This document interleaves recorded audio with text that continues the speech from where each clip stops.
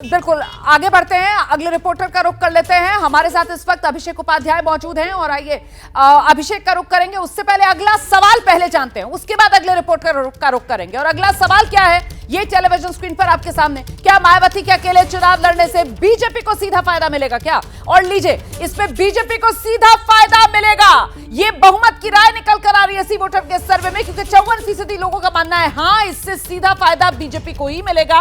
नहीं कहने वाले 30% हैं, पता नहीं कहने वाले 16%। तो कुल मिलाकर इसमें बहुमत की राय ये निकल कर आ रही है कि मायावती के अकेले चुनाव लड़ने से बीजेपी को सीधा फायदा। यह आंकड़ा अपने आप में बहुत कुछ कह रहा है, तब जबकि देश के सबसे बड़े सियासी सूबे जहां से लोकसभा की 80 सीटें आती हैं, वहां पर बीजेपी ने अपने लिए मिशन बड़ा रखा है। और ऐसे में मायावती अगर अकेले चुनाव लड़ेंगी तो इससे सीधा फायदा बीजेपी को मिलेगा। सीधे आपको लेकर चलते हैं, हमारे साथ हमारे तमाम सहयोगी लगातार बने हुए। अभिषेक उपाध्याय का रुख करेंगे। तो अभिषेक, बीजेपी को सीधा फायदा, और वजह वही जो अब से कुछ देर पहले रोहित गिना रहे थे कि साहब जो सत्ता विरोधी वोट है, देखिए आप वो किस तरीके से विपक्ष के अलग अलग धड़ों में बटेगा। और कहीं ना कहीं समझिए इस बात को भी कि विपक्ष का वोट बैंक वो एक तरीके से मेल खाता है, तो वो भी बटेगा। अभिषेक,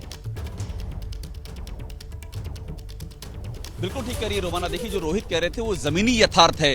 और जो कोर वोट बैंक की बात होती है, जो बीएसपी के साथ में जो कोर वोट बैंक चलता है और जो अल्पसंख्यक का वोट बैंक है, उसमें जो सेंध लगेगी वो एक बड़ा नुकसान करेगी। और बहुत सी सीटें हैं। अभी एक एग्जाम्पल, इसके पहले हम बात कर रहे थे आजमगढ़ का, धर्मेंद्र यादव की जो आजमगढ़ में हार हुई है, उसके पीछे बीएसपी का उम्मीदवार एक बहुत बड़ी भूमिका थी। और मैं इसको स्पेंड करूंगा, हम सिर्फ यूपी की बात क्यों करें रोमाना, हम राजस्थान की बात क्यों ना करें, जहां पर 22 सीटों पर नंबर 2 पर बीएसपी अभी रही है, 2 सीटों पर उनके उम्मीदवार वहां पर उन्होंने कामयाबी हासिल की है। एमपी की बात क्यों ना करें, बिहार की बात, जब मायावती अकेले लड़ेंगी तो उन्हें कौन रोकेगा? वो वहां भी अपने उम्मीदवार उतारेंगी। और आकाश आनंद ने जिस तरह से अब टेक ओवर किया, उत्तराधिकारी हुए हैं, उनकी ये कोशिश है कि कर्नाटक में भी वो लड़ेंगे। ये पैन इंडिया, इसको आप देखिए, इसे हम यूपी के पर्सपेक्टिव में ही मत देखें, बल्कि इसको स्पेंड करके देखें, क्योंकि जो कोर वोट बैंक बीएसपी के साथ में जुड़ता है वो सिर्फ यूपी में ही नहीं है, बाहर तक भी असर पड़ेगा। रोमाना, महत्वपूर्ण बात आपने यहां पर रेखांकित की है।